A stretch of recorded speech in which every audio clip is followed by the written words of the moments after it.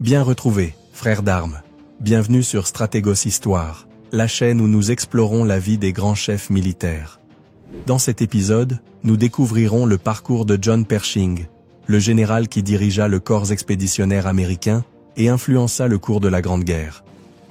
Avant de plonger dans son histoire, n'oubliez pas de laisser un like, de commenter, de partager cette vidéo et de vous abonner à Stratégos pour encore plus de récits sur l'histoire militaire. Commençons. Première partie Missouri, 1860. Un an avant le début de la guerre de sécession, dans une petite ville entourée de vastes terres agricoles, naquit un enfant qui allait changer l'histoire militaire de son pays. Son nom, John Joseph Pershing. Dans cette série consacrée à l'un des leaders les plus emblématiques de l'histoire des États-Unis, nous explorerons ses origines modestes, son ascension grâce à la discipline militaire et les premières épreuves qui forgèrent son caractère. Accompagnez-nous dans ce voyage dans le passé pour découvrir comment se façonne un leader. John Joseph Pershing naquit le 13 septembre 1860 à Laclede, Missouri, à une époque de grande incertitude pour les États-Unis. La nation était au bord d'une guerre civile, et l'impact de ce conflit marquerait profondément les premières années de sa vie. Le Missouri, État frontalier, était un lieu de tensions politiques et sociales. Bien que la famille Pershing vécût dans un environnement rural paisible, le conflit entre le Nord et le Sud résonnait dans chaque recoin. John grandit dans un milieu où la résilience était une nécessité et où la discipline faisait partie du quotidien d'une famille de travailleurs. Son père, John Fletcher Pershing, était un commerçant respecté, mais les temps difficiles n'épargnaient personne. Pendant la guerre de sécession, son entreprise subit des pertes considérables, laissant une empreinte profonde sur la famille. Cependant, le jeune Pershing trouva son inspiration dans la détermination de sa mère, Anne Elizabeth Thompson, qui l'encouragea à chercher un destin au-delà des limites de son petit monde rural. Durant sa jeunesse, John se distingua par son intelligence et sa capacité à diriger, même dans un environnement modeste. Comme beaucoup de jeunes de son époque, son éducation fut d'abord limitée, mais sa soif d'apprendre le poussa à exceller à l'école locale, où il travaillerait plus tard comme instituteur. Ce premier contact avec l'enseignement commença à façonner son style de leadership, exigeant, mais profondément engagé dans le développement de ceux qui l'entouraient. En 1882, le destin frappa à sa porte, lorsqu'il fut admis à la prestigieuse Académie militaire de West Point. C'est là que s'ouvrirait véritablement le premier chapitre de sa transformation. West Point. Un lieu où les jeunes les plus brillants du pays affrontent les épreuves les plus rudes pour devenir les leaders de demain. Pour John Pershing, entrer à l'académie fut à la fois un honneur et une épreuve de feu. Pershing arriva à West Point en jeune homme discipliné, mais son séjour ne fut pas exempt de difficultés. Bien qu'il ne se distinguât pas immédiatement sur le plan académique, il gagna rapidement le respect de ses camarades et de ses supérieurs, grâce à son éthique de travail inébranlable. Le jeune cadet y apprit des leçons cruciales sur la stratégie, le leadership et peut-être le plus important, la gestion des hommes en situation extrême. C'est à West Point que Pershing noua des liens qui s'avéreraient plus tard cruciaux dans sa carrière militaire. Parmi ses camarades se trouvaient des figures qui marqueraient elles aussi l'histoire, comme Douglas MacArthur et George S. Patton. Bien que son passage à l'académie ne fût pas jalonné d'honneur, Pershing en ressortit avec une détermination inébranlable. Il serait un leader, non par ses paroles, mais par ses actes. Après l'obtention de son diplôme, Pershing fut affecté au 6e de cavalerie, entamant ainsi une vie dans les confins les plus inhospitaliers des États-Unis. À cette époque, l'armée faisait face à des conflits avec les tribus amérindiennes, ainsi qu'aux défis posés par l'expansion rapide du pays. Pendant les guerres indiennes, Pershing apprit les dures réalités du combat sur un terrain difficile. Ces conflits mirent à l'épreuve non seulement ses compétences tactiques, mais aussi sa capacité à commander sous pression.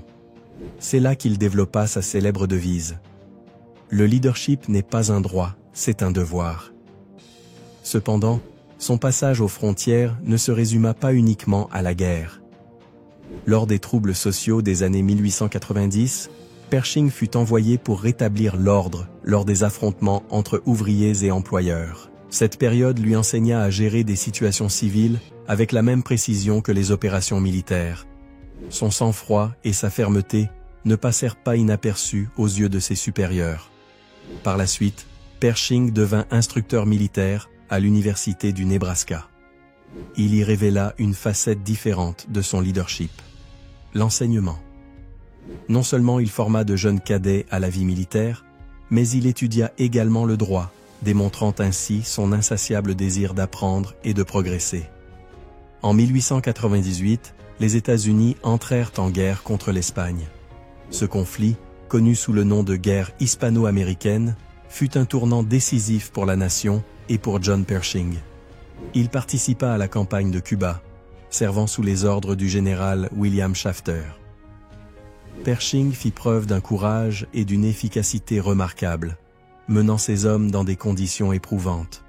Son rôle dans la prise de Santiago de Cuba lui valut reconnaissance et promotion, attirant l'attention des hauts gradés de l'armée. C'est à ce moment qu'il commença à se démarquer, non seulement comme un homme d'action, mais aussi comme un stratège. La guerre marqua également le début d'une nouvelle ère pour Pershing. Sa réputation d'officier compétent et discipliné lui ouvrit des portes qui l'amèneraient à affronter des défis encore plus grands dans les années à venir. D'une petite ville du Missouri au champ de bataille de Cuba, les premières années de John Pershing nous révèlent un homme qui comprit très tôt la valeur du sacrifice, de la discipline et du leadership. Son chemin ne fut pas aisé, mais chaque étape le prépara aux épreuves qui allaient non seulement définir sa carrière, mais aussi marquer l'histoire des États-Unis. Deuxième partie. Le monde entre 1899 et 1916 était en pleine mutation et rempli de défis. Tandis que les États-Unis cherchaient à s'imposer comme une puissance mondiale, John Joseph Pershing affrontait certaines des épreuves les plus difficiles de sa vie. Des jungles denses des Philippines aux déserts arides du Mexique, son leadership fut mis à l'épreuve, de manière à non seulement définir sa carrière, mais aussi forger son caractère. Dans cette partie, nous explorerons comment Pershing passa du statut de stratège reconnu à l'étranger à celui d'un homme marqué par la tragédie, déterminé à accomplir son devoir à tout prix. Accompagnez-nous dans ce voyage à travers les années les plus formatrices de sa vie militaire et personnelle. En 1899, les États-Unis venaient de vaincre l'Espagne lors de la guerre hispano-américaine. Mais la victoire apportait son lot de nouveaux défis. Aux Philippines, le peuple qui s'était battu pour son indépendance contre l'Espagne devait désormais affronter un nouvel occupant. C'est dans ce contexte que John Pershing se démarqua en tant que leader militaire. Pershing arriva aux Philippines en 1899, faisant partie des forces envoyées pour réprimer la résistance menée par des insurgés philippins. Mais ce conflit n'avait rien d'une guerre conventionnelle. Affronter une guérilla signifiait faire face à des embuscades, aux maladies et à un terrain pratiquement impraticable. C'est précisément dans ces conditions que Pershing brilla. Plutôt que de s'appuyer uniquement sur la force brute, il adopta des tactiques innovantes et une approche plus humaine auprès des populations locales. Il comprit que gagner la confiance des chefs tribaux était tout aussi important que de vaincre les insurgés. Cette stratégie et sa discipline militaire lui valurent une reconnaissance, même parmi ses adversaires. Dans le sud des Philippines, Pershing se retrouva confronté aux Moros, une communauté musulmane à la forte tradition guerrière. C'est là qu'il perfectionna son aptitude à commander dans des contextes multiculturels et complexes. Grâce à une combinaison de négociations et d'actions décisives, il parvint à pacifier des régions entières avec un minimum de violence. Ce succès consolida sa réputation en tant qu'officier brillant, discipliné et capable d'opérer sous n'importe quelles conditions. Lorsqu'il quitta les Philippines en 1903, John Pershing n'avait pas seulement progressé dans sa carrière, il avait prouvé qu'un leadership efficace nécessitait à la fois stratégie et empathie. Pourtant, les années à venir lui réserveraient des épreuves bien plus dures, au-delà du champ de bataille. Après son succès aux Philippines, Pershing fut promu à des postes à plus grande responsabilité. Sa réputation attira l'attention du président Theodore Roosevelt, qui recommanda son ascension au grade de général en 1906, une promotion exceptionnelle pour un officier aussi jeune. Ce tournant marqua un moment clé dans sa carrière, le plaçant au cœur de la politique militaire américaine. En 1905, alors qu'il effectuait une mission d'observation militaire au Japon, Pershing rencontra Ellen Frances Warren, fille du puissant sénateur Francis Warren. Leur mariage en 1906 lui apporta non seulement un bonheur personnel, mais aussi des liens renforcés avec les cercles influents de Washington. Ellen était décrite comme une femme élégante et charismatique, apportant un équilibre à la nature intense de Pershing. Le couple eut 4 enfants et mena une vie familiale stable, malgré les exigences de la carrière militaire de Pershing. Mais ce bonheur ne devait pas durer. En 1915, alors que Pershing était en mission à l'étranger, une tragédie inimaginable frappa sa vie. Le 27 août 1915, un incendie dévastateur ravagea la résidence des Pershing à San Francisco. Helen et 3 de leurs enfants périrent dans les flammes, laissant John anéanti. Seul son fils aîné, Francis Warren, survécut, ayant pu s'échapper avec l'aide d'une domestique. La perte de sa femme et de ses enfants transforma Pershing en un homme brisé par le chagrin. Certains disent qu'il ne fut plus jamais le même. Mais cette tragédie renforça également sa détermination à servir son pays avec encore plus d'intensité. Pour Pershing, l'armée devint un moyen de canaliser sa douleur et de trouver un sens à sa vie. En 1916, une nouvelle crise éclata à la frontière sud des États-Unis. Francisco Pancho Villa, le célèbre révolutionnaire mexicain, mena une attaque contre la ville de Columbus, au Nouveau-Mexique, tuant 18 Américains et provoquant la colère du gouvernement des États-Unis. Pershing fut désigné pour diriger une expédition punitrice contre Villa, une mission qui allait devenir l'une des plus éprouvantes de sa carrière. L'expédition punitrice fut une opération sans précédent. Pershing mena plus de 10 000 soldats à travers le désert mexicain, affrontant non seulement les forces de Villa, mais aussi des défis logistiques immenses. L'approvisionnement en eau, en nourriture et en munitions était limité, et les communications étaient précaires. Malgré ces obstacles, Pershing fit preuve d'un commandement exceptionnel. Il utilisa des technologies inédites, comme les avions et les véhicules motorisés, lors de l'une des premières incursions modernes de l'armée américaine. Pourtant, la mission s'avéra politiquement controversée et tactiquement complexe. Pancho Villa, habile stratège, échappa systématiquement aux forces américaines et l'expédition ne parvint jamais à le capturer. Bien que la mission n'ait pas atteint son objectif principal, le leadership de Pershing fut salué. Il avait su maintenir une discipline exemplaire parmi ses troupes et gérer les contraintes extrêmes du terrain. L'expédition servit également de terrain d'essai pour des tactiques et des technologies qui seraient essentielles lors de la Première Guerre mondiale.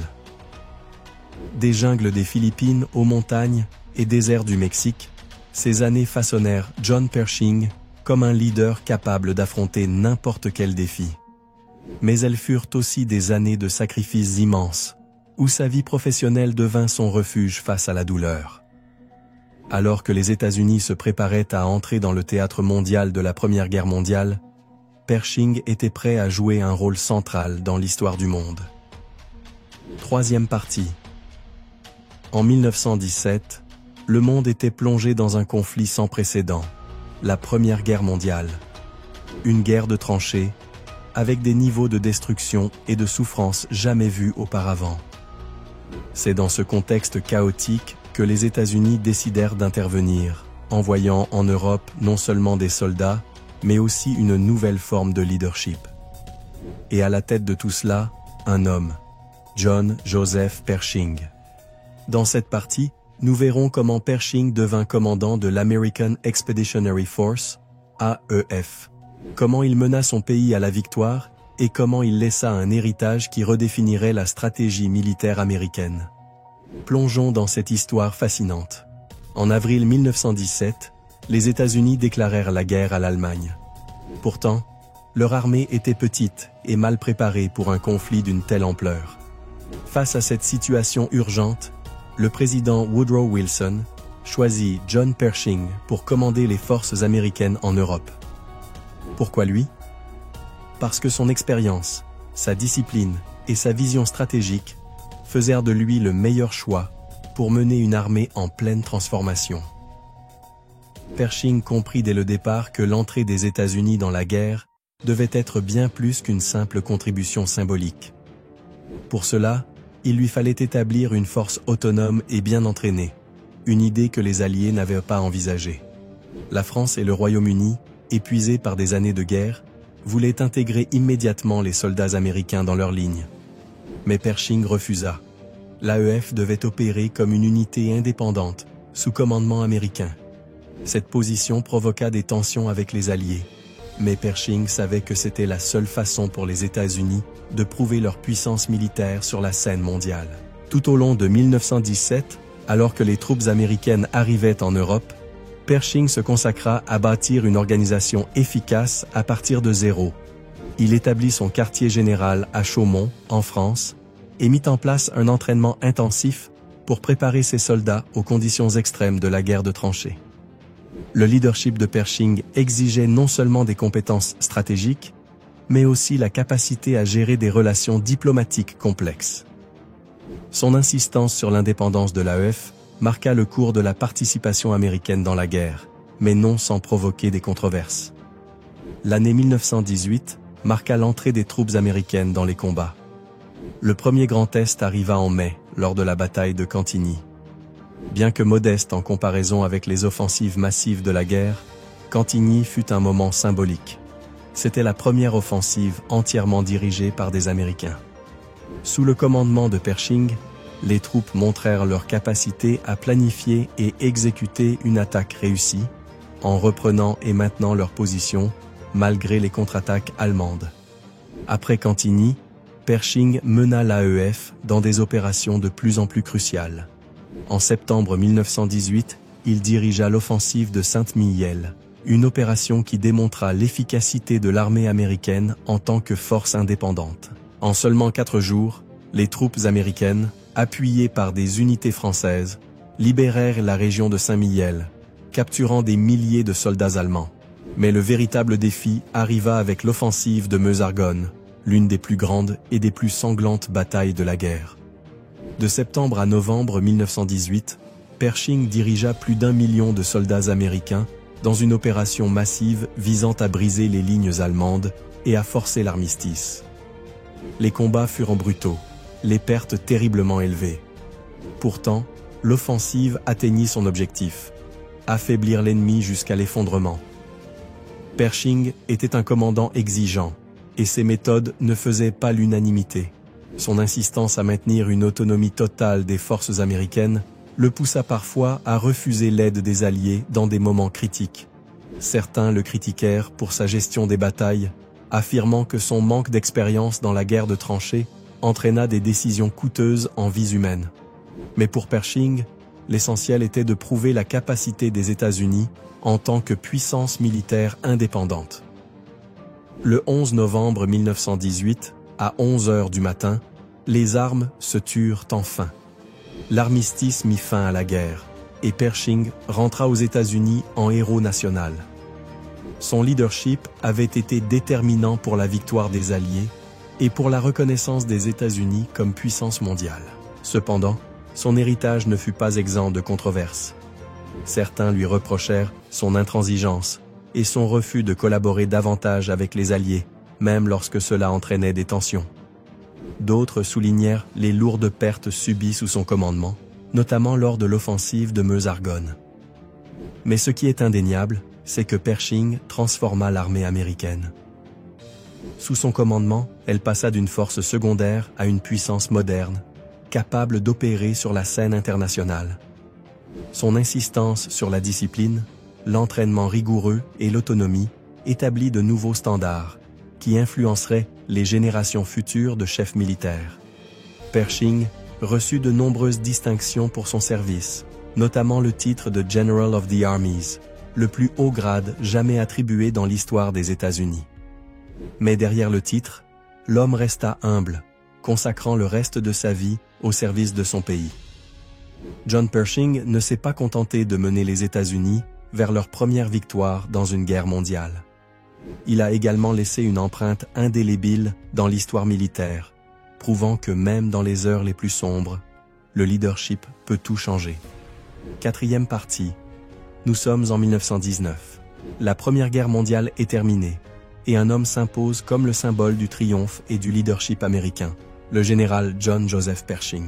Héros de guerre, stratège brillant, figure imposante qui avait conduit les forces américaines à la victoire en Europe. Mais que deviennent les grands leaders lorsque les batailles s'achèvent et que l'écho des armes s'évanouit? Dans cette partie, nous explorerons les dernières années de Pershing, ses réformes militaires, sa vie publique, son retrait, et enfin son héritage en tant que l'une des figures les plus marquantes de l'histoire militaire des États-Unis. Plongeons dans la vie de l'homme derrière le mythe. Après l'armistice de 1918, John Pershing rentra aux États-Unis en héros national. En 1919, le Congrès lui décerna le titre de General of the Armies, un grade créé spécialement pour lui, faisant de lui l'officier militaire le plus éminent de son époque. Cette reconnaissance n'était pas seulement un hommage à ses exploits durant la Grande Guerre, mais aussi une affirmation du statut des États-Unis comme puissance mondiale émergente. Cependant, pour Pershing, la guerre n'était pas totalement terminée. En tant que commandant en chef de l'American Expeditionary Force, il avait été témoin direct des forces et des faiblesses de l'armée américaine. Désormais, en période de paix, il se consacra à réformer l'armée, utilisant les leçons apprises pendant la Première Guerre mondiale pour préparer les forces armées aux défis de l'avenir. Parmi ces réformes majeures, on trouve la modernisation de l'entraînement militaire, l'intégration de nouvelles technologies, notamment les chars et les avions, une refonte de la structure organisationnelle de l'armée. Pershing plaida également pour la création d'une armée de métiers permanente, un changement qui transformerait la doctrine militaire américaine dans les décennies suivantes. Mais Pershing ne se résumait pas aux réformes et aux honneurs. D'un naturel stoïque et réservé, il dut aussi affronter le poids des pertes personnelles et les blessures émotionnelles de la guerre. Ce duel entre le héros public et l'homme privé fut une constante dans ces dernières années. En 1924, après plus de 40 ans de service, John Pershing prit officiellement sa retraite de l'armée. Il s'installa à Washington D.C., menant une vie relativement calme, mais toujours impliqué dans les affaires militaires et publiques. Son retrait fut tout sauf une retraite silencieuse. Durant ces années, Pershing écrivit son autobiographie, intitulée My Experiences in the World War, un ouvrage qui lui valut le prix Pulitzer en 1932. Dans ce livre, il relata en détail son expérience de la Première Guerre mondiale, offrant un témoignage précieux sur les décisions stratégiques, les défis logistiques et les tensions diplomatiques qu'il avait affrontées en tant que commandant de l'AEF. Mais Pershing n'était pas qu'un écrivain. Il occupa également un rôle de conseiller militaire, partageant son expérience précieuse avec le département de la guerre et les dirigeants politiques de son époque. Dans les années 1930, alors que les tensions internationales s'intensifiaient, il fut l'une des voix appelant à une armée forte et bien préparée. Bien qu'il ne commandât plus de troupes, son influence restait déterminante dans chaque grande décision militaire. Pershing se fit également porte-parole du patriotisme et du leadership américain, apparaissant régulièrement en public.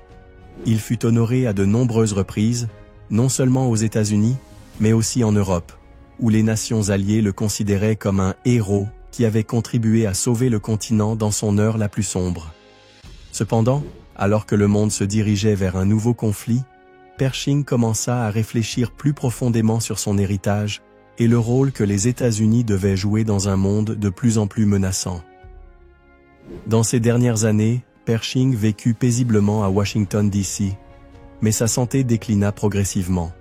Pendant la Seconde Guerre mondiale, il observa une nouvelle génération de chefs militaires, dont beaucoup avaient été directement influencés par ses enseignements, affronter des défis encore plus colossaux que ceux de la Grande Guerre. Le 15 juillet 1948, John Pershing s'éteignit à l'âge de 87 ans, entouré de respect et d'admiration. Son funérailles furent un événement national, reflétant l'immense impact qu'il avait eu sur son pays et sur le monde. Il fut enterré avec les honneurs militaires au cimetière national d'Arlington, où sa tombe reste aujourd'hui un lieu de pèlerinage pour ceux qui souhaitent honorer sa mémoire. Mais l'héritage de Pershing dépasse sa carrière militaire et ses réformes. Son nom est synonyme de leadership, de discipline et de vision stratégique. de bases militaires portant son nom à des manuels de stratégie citant ses enseignements, son influence est toujours présente dans chaque recoin de l'armée américaine. Au-delà de ses contributions militaires, Pershing laissa une leçon plus profonde. L'importance du sacrifice, de la persévérance et du service à la nation. Il nous rappelle que, même dans les périodes les plus sombres, le leadership peut être le facteur décisif entre la victoire et la défaite. John Joseph Pershing fut bien plus qu'un général.